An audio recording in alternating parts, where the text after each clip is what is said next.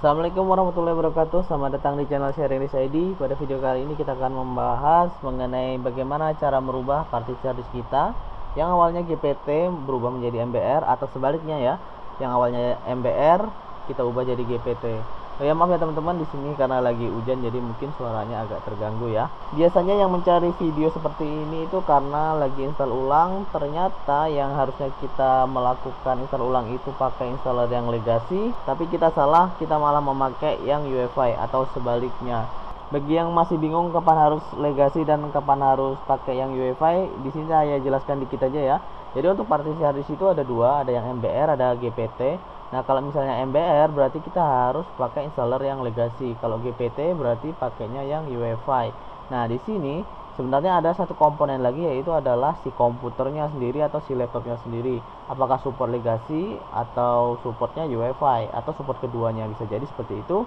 Dan di sini kalau misalnya teman-teman cuman bermasalah di bagian installer Windowsnya aja, saya sangat menyarankan untuk tidak merubah partisi harddisknya, tapi tinggal cari aja lagi installer Windows yang sesuai dengan kebutuhan kita, apakah legacy atau UEFI-nya.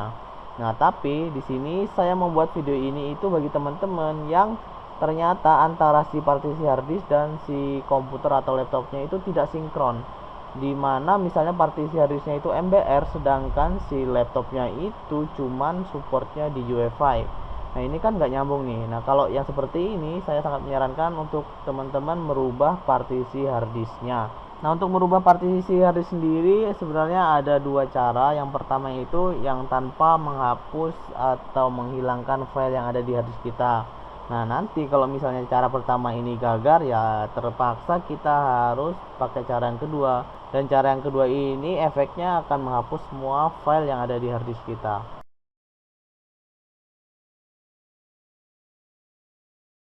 Cara yang pertama, kita akan pakai fitur yang udah dikasih sama Windowsnya. Kita masuk aja ke start sini, terus tulis CMD atau command prompt sama aja ya.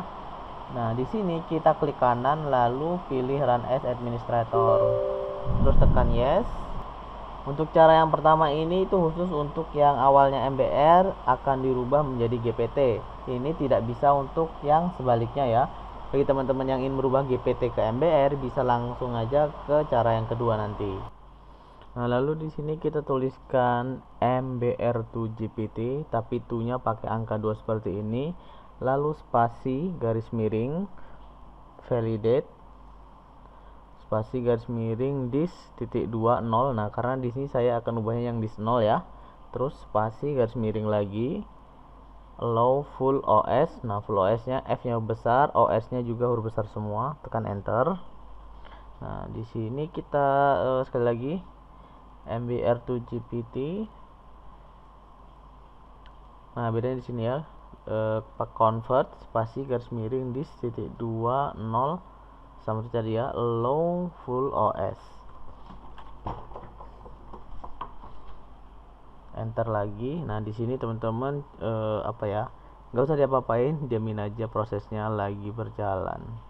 Nah, kalau udah selesai seperti ini, langsung aja restart komputernya.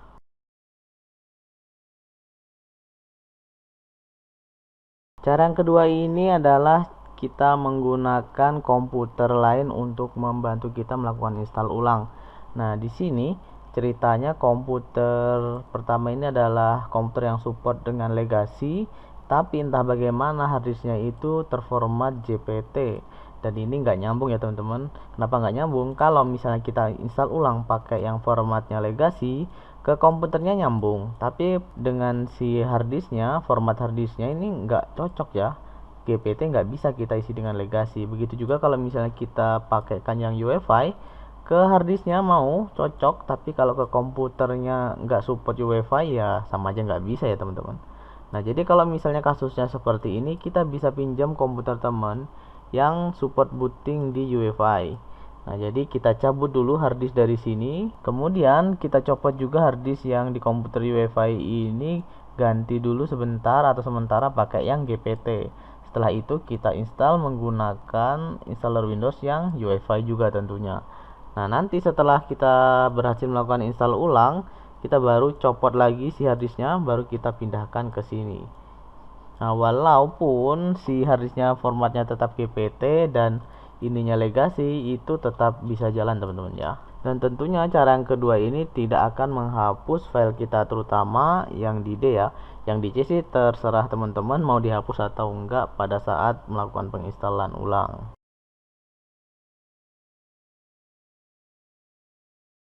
Cara yang aman yang ketiga, kita bisa menggunakan aplikasi Minitool Partition Wizard. Nah, aplikasi ini adalah aplikasi yang berbayar teman-teman. Tapi kalau ingin dia nggak berbayar ya cari tahu sendiri ya.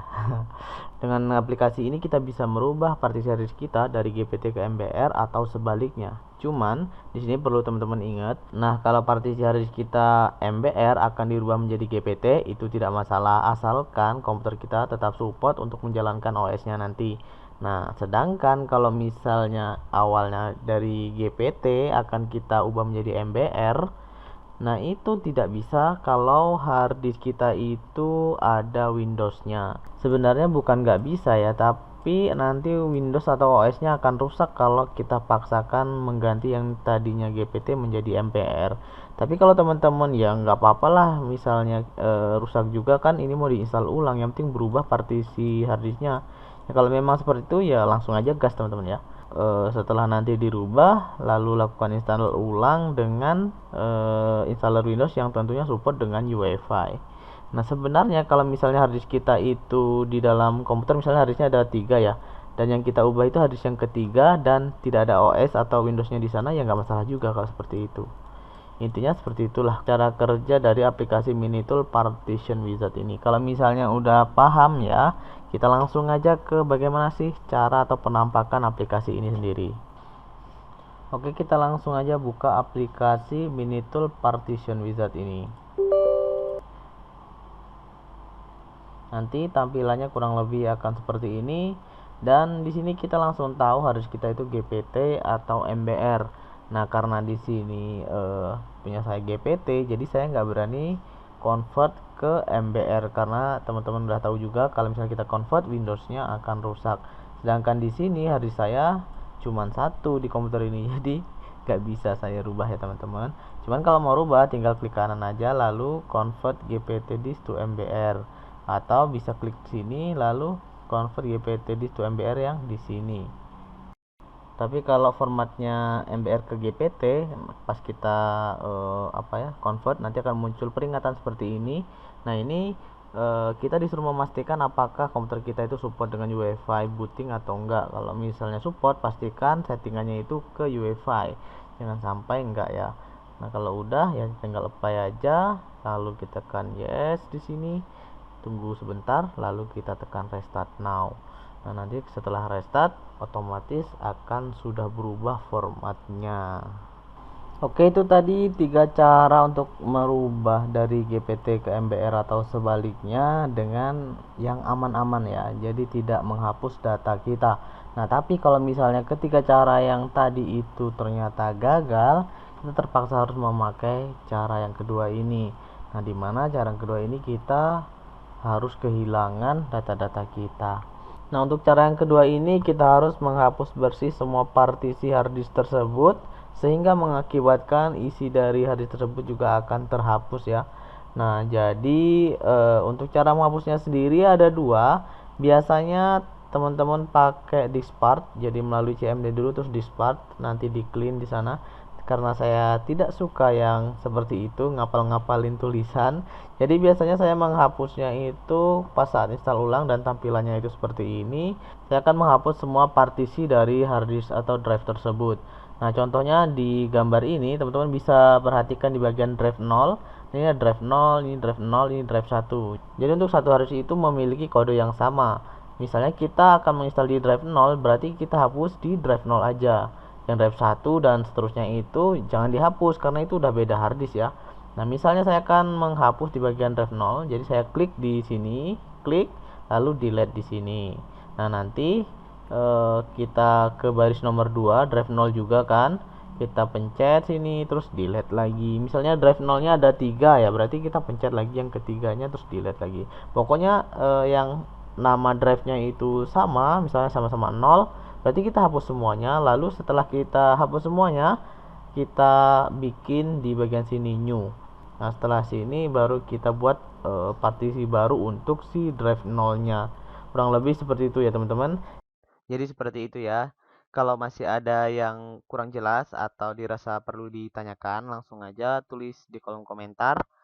Jangan lupa tekan tombol like dan subscribe-nya kalau video ini bermanfaat.